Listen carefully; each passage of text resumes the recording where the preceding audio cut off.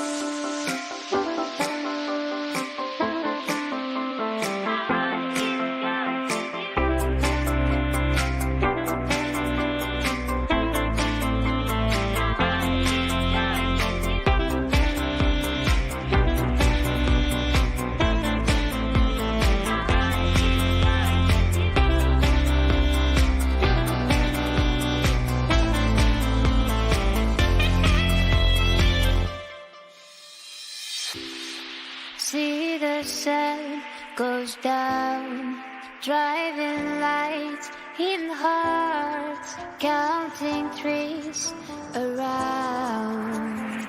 This is our day to dream.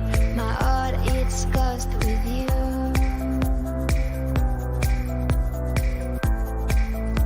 My heart is cursed with you.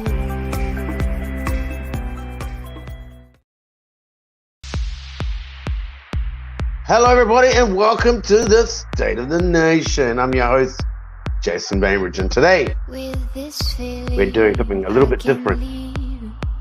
We're going to be checking out some new fandangled technology that I found in this here StreamYard.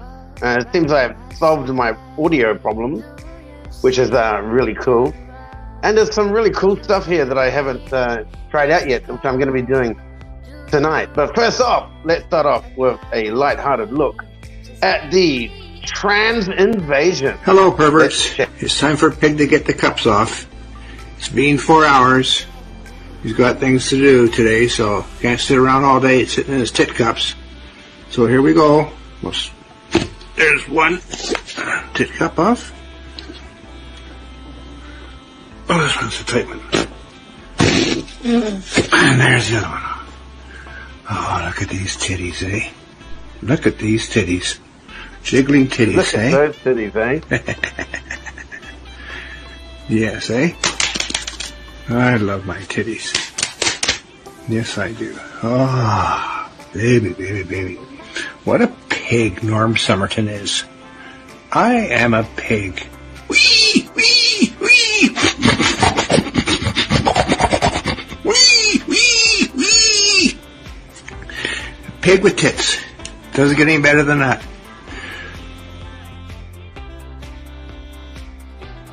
You can't get any better than that. I apologize for starting the show off with no audio. I just noticed my mic was muted. But here we are. We're back into it now. And we are live. And this is State of the Nation. And I'm your host, Jason Bainbridge. And yeah, we started off with a bit of fun there. But really, it's kind of bizarre what these people are really getting themselves into. I didn't really know that people used cups like that. That was kind of fun. But speaking of trans, let's keep the theme. And let's find out what's been happening in New York City. I don't really want to spend too much time on the trans theme, but it's a bit of a laugh. The fact that nobody really cares that much about them, but they seem to care a lot. So, all right, guys, this is Savannah Hernandez on the Trump-supporting side of the American Criminal Court. And we have this woman right here. She is a Biden supporter. Fuck white people! Coming and trying to instigate violence with Trump supporters here. Brother, born your She friend. keeps coming up to me. She keeps trying to go on your side. We're the Trump supporters. Do my white ass, bitch. And this is what we're dealing with today. This is Biden supporters in 2024. We have Trump supporters trying to be peaceful. The police are back here trying to keep the I want peace. Marjorie And Taylor this Greene to woman molest me. is standing here as I we want try to Marjorie enter the Taylor Greene to area molest me. and keeps on trying to tell I them want that they're Marjorie racist, Taylor that they're Greene to bad molest people. me. So welcome to New York City, Indictment Day 2033, baby. Molest me, Marjorie Taylor Greene. I'm working and They're calling up for Marjorie Taylor Greene there. That was kind of sad, actually. I saw her on 60 Minutes last night. She's actually quite badass, Marjorie Taylor Greene. MTG, they call her on 60 Minutes. And they tried to, of course, spin off the old, they call you reckless, and they call you names like moron and aggressive. And are you aggressive? Well, of course she's aggressive. She's a Republican. She's supposed to be aggressive, and it would be a lot better if more community-based politicians were actually more aggressive. That would be fantastic if they really were. Now, the problem is New Zealand has now got a problem. Now, our PM can't figure out what to do in the situation. Should he follow the American road? Or should he at least be able to answer a question properly? I'm not sure. I don't think he could really answer the question properly. We saw it. He's now embarrassed the country. All over the world are now embarrassed by our own Prime Minister. I don't know if you've seen it. You probably have, but if you haven't, you'll get a bit of a kick out of this one. Sean. I It's just wanted quite... to ask you, given comments by Keir Starmer in Britain, how do you and how does this government define a woman?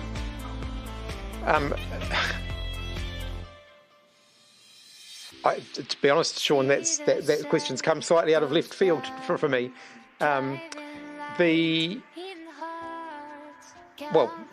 Biology, sex, gender.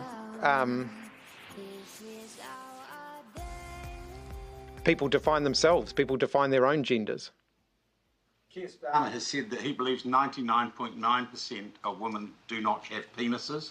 And I know it's a strange thing for him to say, but given recent events in New Zealand, I'd ask again, how do you define what a woman is? Well, I think as I've just indicated, I wasn't expecting that question, so it's not something that I've, pre-formulated an answer on. But in terms of gender identity, I think people define their gender identity for themselves. Self-identification. Yes. What about, if you like, an official or a wider societal sense? Again, I think we have rules in place now. If someone wants to change their gender on their birth certificate, for example, there's a process that they go through in order to do that. I haven't got the process chapter and verse in front of me, but it's available. Anybody can look it up and see what that process is. Just one follow-up. You described that you thought some of Posey Parker's views were abhorrent. Could you tell us which ones? I think some of the views being conveyed around the transgender community, some of the sentiment, yes, some of the sentiment that she's expressing towards the transgender community is abhorrent in my view, but they shouldn't exist. Spaghetti, spaghetti, spaghetti, spaghetti, spaghetti. Ooh, cheeky, cheeky, cheeky. Ooh, cheeky, cheeky, cheeky. Ooh, cheeky, cheeky, cheeky. You nailed it, brother. You are the man. You're the man. You even got the Wiggle soundtrack. Mashed banana, mashed banana, mashed banana. Mashed bananas, mate. They're all mashed bananas and they're all hot potatoes. They're hot potato topics and they're not going anywhere fast. All right, so we're going to get a little bit serious now. We're going to head straight into the Ukraine. Now, there's been some stuff been going on in the Ukraine recently. Not the war. We already know about the war going on. But there's been an attack on the Orthodox Church, which is primarily what the Russians are, the Orthodox Christians. So we'll take a look at what's been going there. Now, there is what they call an abbot who's the head of the church, and he's recently been arrested And you know what's going on there. There's that N word that starts with an A, an N, and then an A, and then a Z, and then an I since 2014, right? They've sort of taken over, and you know, apparently we won that war. Don't think so. It doesn't look like we've done it. But we're going to start off with this really young girl, 11-year-old girl, and she's out there protesting, waving her flag for her right to actually worship her Orthodox Christian God. You know, you can be whatever you like in this world. It's fine with me, as long as you know who's number one upstairs. But it's quite sad, and we're gonna turn the music off to listen to this one. Check it out. Хочу бути в українській православній церкві. Блаженнішому внутрі. Даша. Я сама, моя душа кричить, я не можу вже терпіти це. 11. 11 років. Ти на 11 років знаєш, що душа кричить, що ти можеш чи ні. Хто? Покажи мені пальцем, хто. На відміну від вас, я сама. Ми ж тут просто... Мені не потрібно ніхто. Дивись, ви ж не запитуєш, що Патріся, все добре. Ніхто не образив. Все добре. Ну чому ти тут стоїш, скажи? От скільки годин ти тут стоїш маленький? Я захищаю свою віру, свою церкву. Скільки ти тут стоїш, скажи, будь ласка. Скільки потрібно, стільки я і стою, скільки Богу угодно. Так що ж, Заучне, приведи свою дівчину, щоб вона знала вірою українською. Приведи свого сина, приведи, щоб вірою українською. Заспівайте, станьте всі разом. Почекай. Ти не дивись їй в очі, ти подивись мені. Well, there you have it, my friends. There you have it. That's the situation that's playing out in the Ukraine.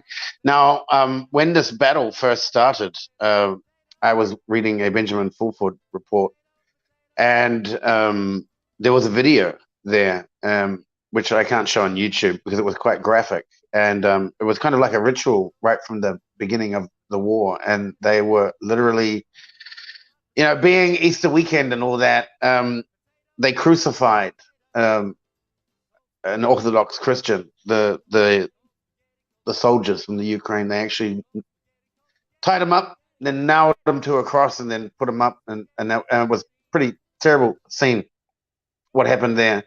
And the question is right now around the world is what exactly is going on around the world, because there is rumor that the peasants are revolting.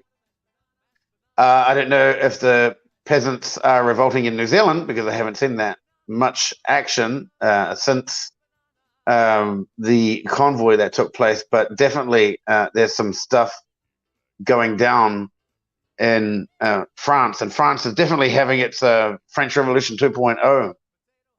And it started off that they were really upset that the government was basically trying to steal their pensions, and that actually happened to Japan probably around 2006. They lost all their pensions, and part of the financial crisis, you know, these banksters, they're not there to help you; they're in it for themselves. So if they run short of cash, they're just going to go straight to you. Why do we need all these old people alive? We don't need all these old people alive. You know, we can just give them a jab or something and kill them off and save all that money in our pensions, and then we can give us bankers. We can give us bonus.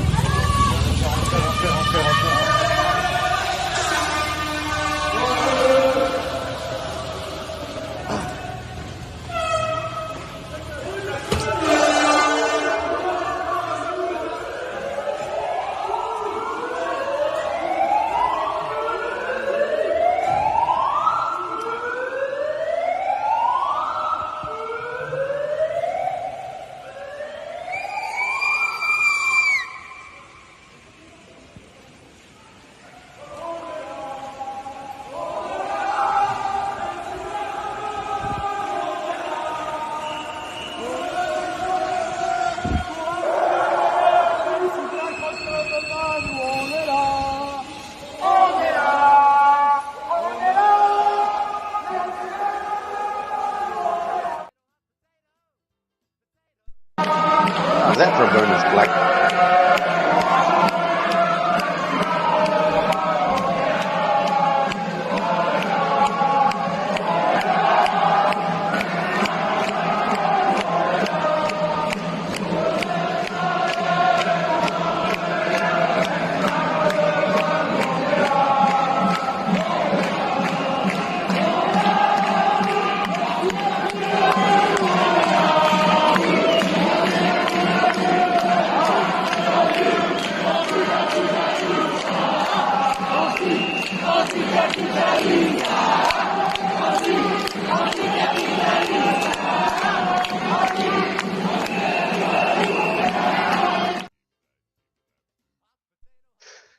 Well, if that's not sending a message to BlackRock, I don't know what is. And if you don't know who BlackRock is, they are the largest hedge fund in the world. They basically own everything.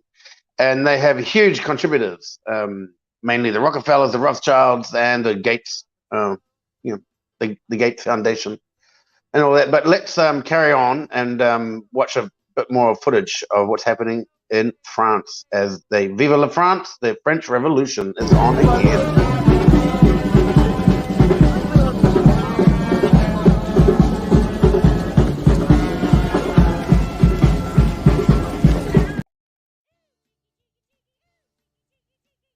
Pretty awesome stuff, to be honest.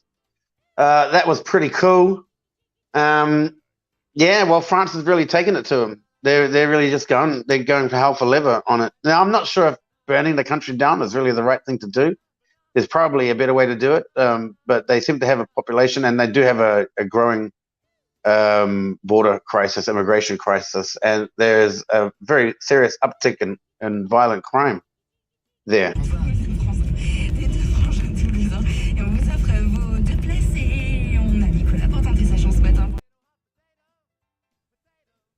Yeah, so the uptick in violent crime there has had pretty bad effects on most of Europe, to be honest, and that's what they were hoping to achieve with the open border policy. That you may be looking around the world and going, "What's up with all these boat people, coming over from Africa and fighting aged men in their early to mid 20s?" And I thought we were looking after the children and the women, but where are the children and the women? They're not here. All these young men are coming over. And what are they doing? They're getting involved in violent crimes. They're getting involved in decapitation, especially if they're following Sharia law. They're getting involved in beating up people. And they're also setting up their own crime syndicates. So good on you, European Union. You're doing well.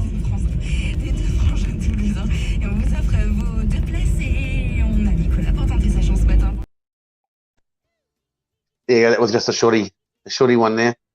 So that's what's going on in France, and we also have to question what else is going on that we don't know about. The situation in the Ukraine now, where the literal NAZISs are now hating on their own people. Not only are they fighting Russia, they're also hating on their own people. We have a situation in France, which is breaking down. We also have a situation, I don't have any video of it though, but we also have a situation in Israel where Israelis have taken to the streets because Netanyahu came back.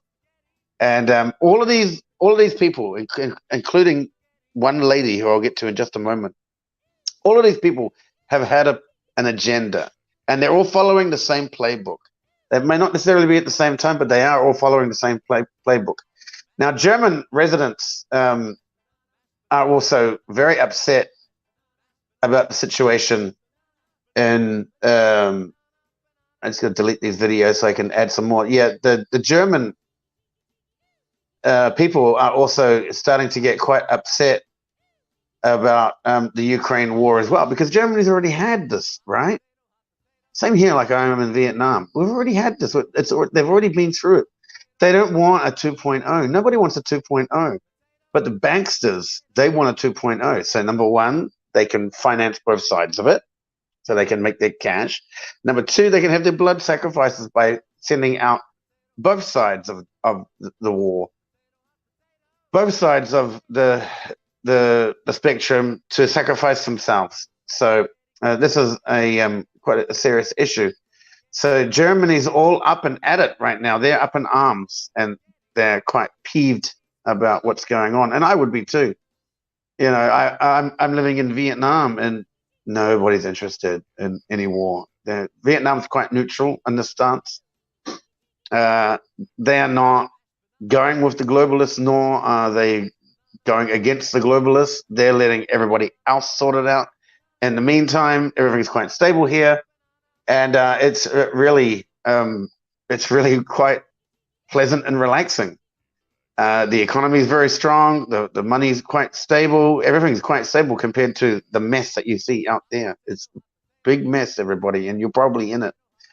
But there is a way around this, and probably, you know, full on scorched earth are probably what the French assume is going to fix it, but it's going to cost them a fortune to clean up that country once they've actually solved the problem.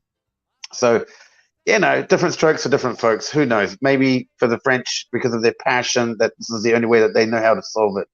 And of course, we're going back into the past. You know, what do we do with traders? You know, the old chopping block. You know, sure, I get that, but we live in an age of technology where I can now sit here and from Vietnam, and I can now talk to you about all of this stuff, and you can actually get a sense of what's going on in the world, and you don't have to go out and burn something down. What you need to do is you need to go out and talk to other people and raise awareness. So this is the way, the modern. Darstellung zu allen Seiten und unterstützen Sie uns, unterstützen Sie die Menschen, die sich für Frieden in der Welt einsetzen, für Gespräche und bringen Sie eigene Recherchen zu diesen Themen.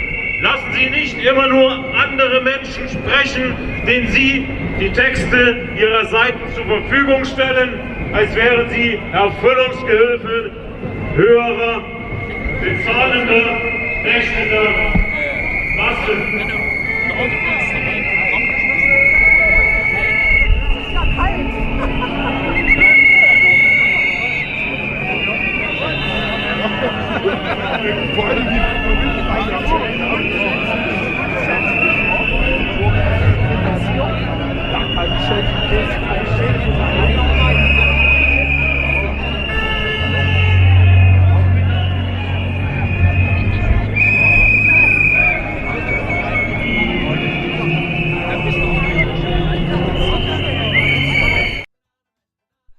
So there you go. I mean, that's a pretty big push. That's a pretty big push for people to actually acquire peace in their country. You know, the situation that's going on right now is not ideal. Absolutely not ideal at all. The people are speaking out, and they are saying something, and that's the best thing that could really happen, to be honest. The fact that people are stepping out. Now, I'm going to keep this broadcast quite short because of I'm trying to go for the algorithms, obviously, but I'm going to polish off on just a couple of points here. We're going to go back to the scandemic.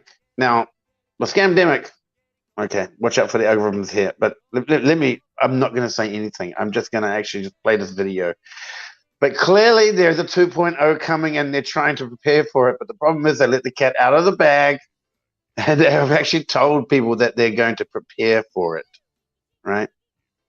So now I don't know what kind of online censorship you need when these guys are actually openly saying that they're preparing for 2.0 because 1.0 didn't work. From Congress. Well, we'll get through at least this year. We do need more money.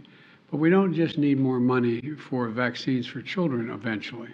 We need more money to plan for the second pandemic. There's going to be another pandemic. We have to think ahead.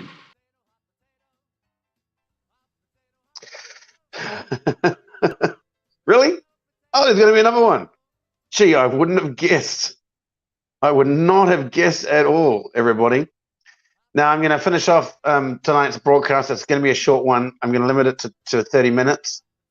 But there's a very important story to talk about here, and it entails our wonderful former beauty queen that used to run our lovely country in New Zealand.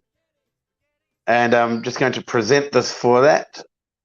And we're going to just take a quick read of this article here, which I think is quite scummy, to be honest. You know, she hasn't done enough damage yet. She wants to do more damage. You know, she's quite happy to cause more and more and more damage. So hopefully people are a lot more alert this time because it's really important that people are actually alert as to what is really taking place here. So let's take a look, and I'll go ahead and I'll read through the article with you.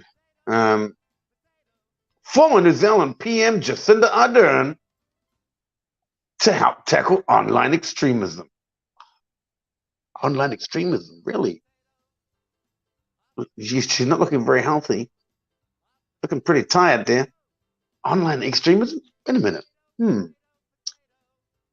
People complained that the media and the government lied about a certain thing being safe and effective and tested, yet a year later, that's now been proven false. So I'm wondering, who's the extreme one here? Let's find out. Let's get the dealio on this story. This is her photograph. Then New Zealand Prime Minister Jacinda Ardern addresses the 77th United Nations General Assembly at the UN headquarters in New York City. September 23, 2022. Oh, so this was after she got the little rent-a-cop gang to go and beat up all the peaceful protesters who are now justified and proven absolutely correct that everything they did was highly illegal and have been proven that it was highly illegal. So let's go back. Melbourne, April 4. So we're going back 5 days ago. Former New Zealand Prime Minister Jacinda Ardern. I like the way someone who calls her Jacinda. I think it's a guy from Fox. One of the guys from Fox calls her Jacinda. Jack Ardern will help tackle violent extremism online and will also be on the board of an environmental prize set up by Prince William as she looks ahead to a life after politics. What? On the board of an environmental prize set up by Prince William? Wait a minute. Prince William, the royal family. Oh, those are the guys with the they have what is it? They have a charity for animals. Yeah, they have a charity for animals where they receive donations for animals, and then once a year they go out and slaughter said animals on hunting trips. Just saying. Ardern stepped down as Prime Minister in January, saying she had no more in the tank. Well, she had no more in the tank because he closed down Marsden, you nut. To lead the country and would also not seek re-election to Parliament. No, because her game was up. She'd been exposed, so now it's on to the United Nations to get her prize goal, like Ruth Richardson and Helen Clark, and just destroy the country just enough, and then you'll get a cushy job. It's like the gangsters, do the crime, do the time, and then come out, you get a Harley, and then she's now getting her Harley. She's due to give her final speech on Parliament on Wednesday, which people tuned into. Ardern, who became the youngest female leader in the world, she wasn't a leader. She was a puppet. When she won power in 2017 at the age of 37. Find out what her family. She's a Freemason, and her father was also the governor or something of Tokelau. And yeah, go back and do some research as to the torture that they put down onto people. So okay, let's go. So she will serve as an unpaid special envoy for the Christchurch Call. The Christchurch Call. Here we go. Racism. Just Jacinda. Racism. Because you failed at everything else, now you're gonna pull out the racism card again. What a loser, I tell you. An initiative she co-founded in 2019 to bring together countries and technology companies to combat extremism, the government said. The only extreme people are you lot. You're nuts. You're completely wacko jacko, the WEF. You'll own nothing and be happy and eat the bugs. You're nutso freakos. Attacks on two mosques in Christchurch. That's interesting, because I knew there were two mosques, but the mainstream story says there was only one.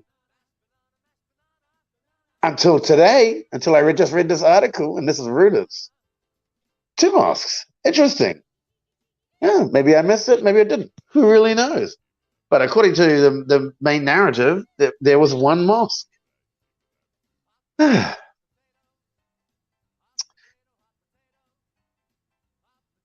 let's get back. You make me crazy, this lunatic. Okay, so the white supremacist, good on you, Reuters. Way to divide and conquer.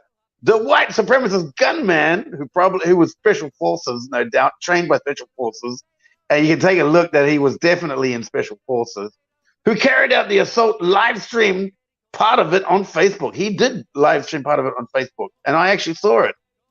I did the illegal thing, Jacinda. I saw it live online. I didn't share it with anybody, but I did watch it. Oh, I'm sorry, you're going to arrest me now for actually watching something? And the guy was definitely being led and controlled.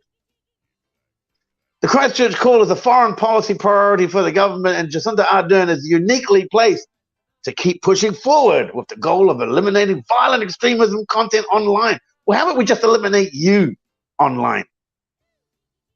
You and your WF buddies, just eliminate all of you. That would be perfect for online. Then we can go back to actually watching movies and being entertained and don't have to worry about psychos like you trying to run the planet when it's not in your place to even consider running the planet. Her replacement as Prime Minister, Hipkins, I said that purposely wrong, Chris Hipkins, said in a statement, the terrorist and violent extremist content online is a global issue. Well, it is. TikTok is a global issue. People being dumb in their head and doing little dances and not focusing on the real picture, that is a problem. He's quite right. So they should go after Instagram models, they should go after influencers, and they should go after TikTok dancers, especially throw the baby people. They are more a menace of a society than good old-fashioned freedom-loving people who just want to be left alone and give their kids a good education and get a good job and carry on in life and carry on their legacies.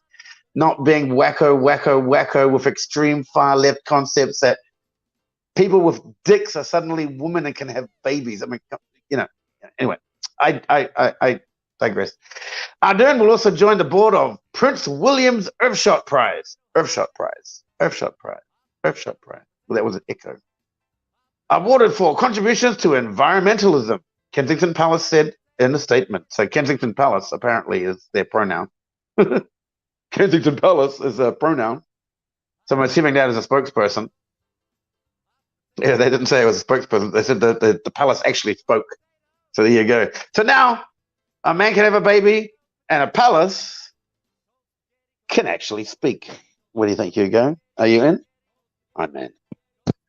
Ardern will also join the board of Prince William's Earthshot Prize, awarded for contributions to environmentalism, Kensington Palace said in the statement. I just read that twice. Ardern rode a wave of popularity, dubbed Jacinda Mania. Oh my God, it's WWF time. It's like the New World Order. Yeah, the NWO and the WWF, right? The Hulkamania. After she took over as Prime Minister and campaigned for women's rights. Huh? Chris, did you just not notice what happened the other week with Rosie Parker? She campaigned for women's. What? And an end to child poverty and economic inequality. Creating two classes and putting most of the country out of work and a lockdown and ending child poverty and she also won plaudits internationally for her handling of the COVID-19 pandemic. Plaudits. Go and watch other news outlets. They're laughing at her. They're calling her a dictator. But her popularity waned during her final year in power as inflation rose to nearly 3-decade highs. You don't think? You shut a country down? You lock the borders up? You stop people from working and producing, and then you go, and then after that, after you've killed the economy, you then you strip them of their energy independence, and then you go after all of their greenhouse gases. And finally, you let chicks with dicks take over and become wankers of the year. And you're wondering why there's a problem in New Zealand? Seriously? Let me think about this. Is there a problem in New Zealand? Nah, nothing to see here. Nothing to see here. This is completely normal, New Zealand. But her popularity waned during her final year as inflation rose to nearly 3-decade highs, along with rising crime and a contentious overhaul of water infrastructure. Hang on. Selling off your water to the highest foreign bidder, so now you've lost your water independence to... I don't know. I might be, a bit funny, but I'm starting to see a pattern here that this person is not particularly helpful to the country. I could be wrong. 5 years probably felt more like 9. Wow. Sorry, you don't have 9 lives. Anyway, just because of what all went through as a nation. Well, yeah. Here's the fist. You put a big rubber glove on it and you shoved it up everybody's butt. And then you turned it a few times. You turned it several times. And then you jiggled it around a lot as well. That's what you did to the nation. I will miss the people. Well, surprisingly, only lefties will miss you.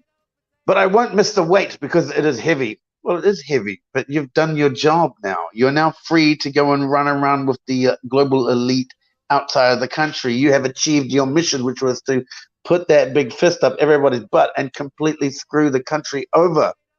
Now to the point where nobody even wants to go back there. Expats like me don't even want to go back there, but we're still supporting the people in New Zealand because they still deserve to be free from all of this tyranny, and they're going to be free from all of this tyranny.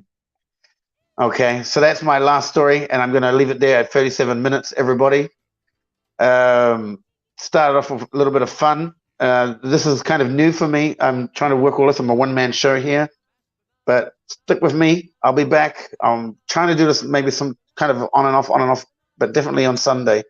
I'll try to do a few more episodes during the week, but very short ones, like 10, 15-minute episodes. I'll call them something else. But the Sunday Sauce is coming up, and I'm also thinking about the Friday Fury. The Friday Fury. It's a mouthful, isn't it? The Friday Fury. Problem is, have I even got time on Friday to do it? And it's only going to be 10 or 15 minutes long, so I'm going to shorten it up a little bit. But that is it from me. Thank you. I'm your host, Jason Bainbridge, and you have been on State of the Nation. And good luck and stay safe.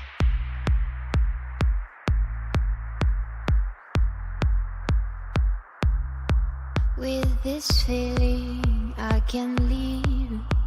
I'm working and I'm